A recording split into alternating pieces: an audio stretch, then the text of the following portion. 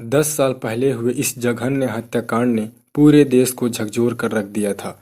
किसी को भरोसा नहीं हो रहा था कि कोई पति इतनी निर्दयता के साथ अपनी पत्नी का कत्ल कैसे करा सकता है।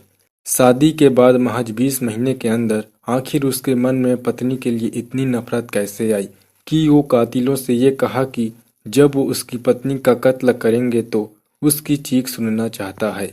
आइए ज्योति हत्याकांड खौफनाक कहानी को जानते हैं। दोस्तों, पूरी कहानी सुनाने से पहले हमारी आप लोगों से एक छोटा सा निवेदन है। आप वीडियो में नए होंगे तो वीडियो को लाइक करके चैनल को सब्सक्राइब जरूर करें। तो चलिए पूरी कहानी जानते हैं, आखिर है क्या। दरअसल दोस्तों, यह सच्ची घटना उत्तर प्रदेश के कानपुर की है। रविवार 27 जुलाई 2014। कानपुर उस दिन भी रोज की तरह कारोबार में मसरूफ था। दोपहर का वक्त था, तभी शहर के एक बड़े कारोबारी के एक बेटे पीयूष श्याम दासानी ने पुलिस को इत्तला दी कि बाइक सवार बदमाशों ने उसकी पत्नी को कार समेत अगवा कर लिया है। उनके साथ मारपीट की गई है। बदमाशों ने इस वारदात को उस वक्त अंजाम दिया जब वो 12 बजे अपनी पत्नी ज्योति के साथ होंडा अवार्ड कार में सवार होकर कार्निवाल नामक एक रेस्टोरेंट से घर लौट रहा था। इस घटना की सूचना पुलिस को देने वाला शख्स कोई मामूली नहीं था, बल्कि शहर के अरबपति कारोबारी ओम प्रकाश दासनी का छोटा बेटा था। लिहाजा पूरा पुलिस अमला हरकत में आ गया। शहर भर में पुलिस की गश्त बढ़ा दी गई थी। पुलिस अब पीयूष की कार और पत्नी ज्योति को तलाश कर रही थी। पीयूष का रो रो कर बुरा हाल था। वो पांडु नगर में अपने बंगले पर आ चुका था। ज्योति के अगवा हो जाने की खबर पूरे शहर में आग की तरह फैल चुकी थी। दसानी परिवार के आवास पर उनके रिश्तेदार और कारोबारी जुटने लगे थे। पुलिस के तमाम आला अफसर भी मौके पर पहुंच चुके थे। कानपुर के आईजी, डीआईजी और एसएसपी पीयूष से घटना के बारे में विस्तार से जानने की कोशिश कर रहे थे। पीयूष ने बताया कि वो अपनी पत्नी के साथ होंडा अवार्ड कार से करीब 11 बजे रेस्टोरेंट से निकले थे। रास्ते में उनकी पत्नी ज्योति ने लॉन्ग ड्राइव पर जाने की बात कही थी। पीयूष उसे मना कर दिया था। ज्योति के दोबारा जिद करने पर पीयूष उसे कंपनी बाग चौराहे से रावतपुर रोड की तरफ ले गया। तभी 4 बाइक सवार अनजान बदमाशों ने उनकी कार रास्ते में जबरन रुकवा ली। बदमाशों ने उनकी कार को चारों तरफ से घेर लिया। पीयूष को कार से जबरन बाहर खींचकर उसकी पिटाई कर दी। पीयूष के मुताबिक इसके बाद उनमें से 3 बदमाश उसकी पत्नी ज्योति को उसी की कार में जबरन बैठाकर वहां से फरार हो गए। जब बदमाश ज्योति को अगवा करके ले जा रहे थे तो उसने ज्योति के मोबाइल पर 2 से 3 बार कॉल की थी। तभी किसी ने फोन कॉल रिसीव कर ली। दूसरी तरफ से ज्योति की तेज आवाज आ रही थी। वो बचाओ बचाओ चिल्ला रही थी। बदमाश उसे गाली देते हुए मारने की धमकी दे रहे थे। इसके बाद फोन कट गया। दोबारा फिर कॉल नहीं मिल सकी। पीयूष ने बताया कि उसने रास्ते से गुजरने वाले कई लोगों से मदद मांगी, लेकिन किसी ने उसकी मदद नहीं की। बड़ी मशक्कत के बाद एक बाइक वाले ने उसे लिफ्ट दी और रावतपुर पहुंचा दिया। वहां से पीयूष पुलिस स्टेशन पहुंचा और वारदात की जानकारी दी। इसी बीच उसने अपने पिता और भाई को फोन पर घटना के बारे में बताया। पुलिस के तीनों बड़े अधिकारियों के सामने पीयूष का जब बयान दर्ज किया जा रहा था, तभी दोपहर के 1 बजे पुलिस ने उसकी होंडा अवार्ड कार बरामद कर ली। उसी कार के अंदर ज्योति भी मौजूद थी, लेकिन जिंदा नहीं, मुर्दा। उसका कत्ल हो चुका था। उसकी लाश खून से सनी हुई थी। उसका जिस्म किसी तेज धार हथियार से गोदा गया था। कार में इस कदर खून फैला था कि ज्योति के कपड़ों का रंग भी पहचान में नहीं आ रहा था। ये खबर मिलते ही पीयूष दासानी के घर पर कोहराम मच गया। पूरे शहर को पता चल चुका था कि अरबपति कारोबारी की बहू का बेरहमी से कत्ल कर दिया गया है। तमाम बड़े अफसर मौके पर पहुंच चुके थे। पीयूष के पिता ओम प्रकाश देश के जाने माने बिस्कुट निर्माता हैं। वो परिवार में सबसे छोटा है। नवंबर 2012 उसकी शादी जबलपुर के नेपियर टाउन निवासी प्लास्टिक कारोबारी शंकर लाल नागदेव की 24 वर्षीय बेटी ज्योति के साथ हुई थी। पीयूष भी अपने पिता के साथ बिस्कुट कारोबार से ही जुड़ा था।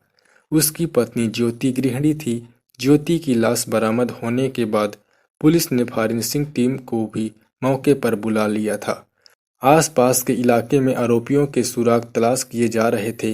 पुलिस के पास पीयूष का बयान मौजूद था। कार और पत्नी की लाश भी बरामद हो चुकी थी, लेकिन कातिल और कत्ल की वजह अभी तक पुलिस के लिए पहेली ही थी। पुलिस ने ज्योति की लाश बरामद करने के बाद उसे पोस्टमार्टम के लिए भेज दिया था। वहां पता चला कि ज्योति का कत्ल किसी चाकू नुमा तेज धार हथियार से किया गया था। उसके जिस्म पर चाकू से गोदे जाने की एक नहीं दो नहीं बल्कि 17 निशान थे। कातिल किसी भी हाल में उसको जिंदा नहीं छोड़ना चाहता था, लिहाजा उस पर एक के बाद एक 17 बार वार किए गए थे, या यूं कहें कि उसके जिस्म को छलनी कर दिया गया था। हर तरफ से खून रिसकर जमता जा रहा था। अभी तक पुलिस के हाथ इस मामले में कुछ नहीं लगा था। हालांकि जांच जारी थी। उधर ज्योति का पोस्टमार्टम हो रहा था। पीयूष और उसका परिवार भी पोस्टमार्टम केंद्र पहुंच चुका था। इस दौरान कुछ पुलिस अफसरों ने गौर किया कि वारदात के वक्त और पोस्टमार्टम के समय पीयूष ने अलग अलग टी शर्ट पहन रखी थी। पुलिस इस हाई प्रोफाइल में छोटी से छोटी बात पर ध्यान दे रही थी। इसी दौरान पुलिस ने उस रेस्टोरेंट की सीसीटीवी कैमरा फुटेज भी खंगाली, जहां वारदात से पहले पीयूष अपनी पत्नी ज्योति के साथ खाना खाने के लिए गए थे। फुटेज देखने पर पुलिस को एक अजीब सी बात देखने को मिली।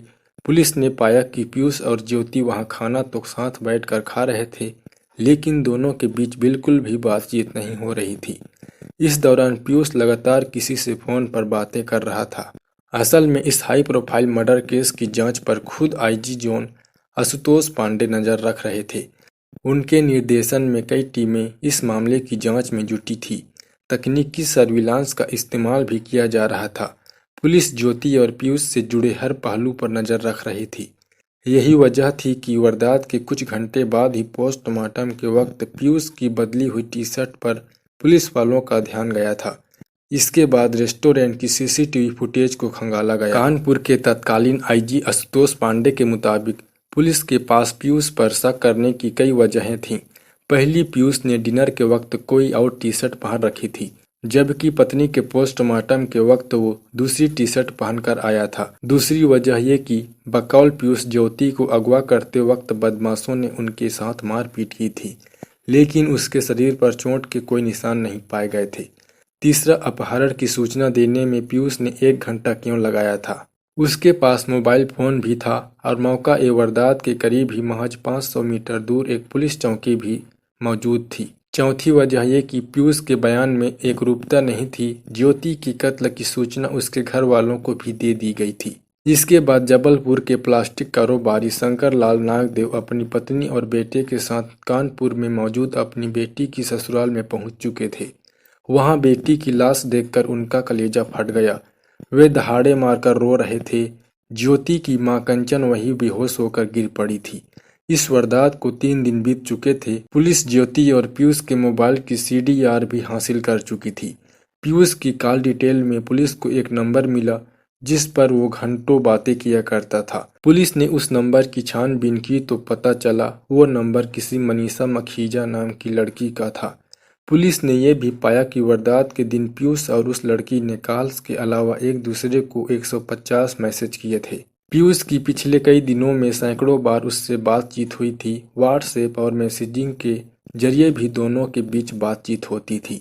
पुलिस ने फौरन मनीषा मखीजा की कुंडली खंगाल डाली। पता चला कि मनीषा एक पान मसाला कंपनी के मालिक हरीश मखीजा की बेटी है, जो पीयूष की बिस्कुट कंपनी के बड़े डीलर भी थे। पुलिस को अब पूरा मामला समझ आने लगा था। तस्वीर साफ होती जा रही थी।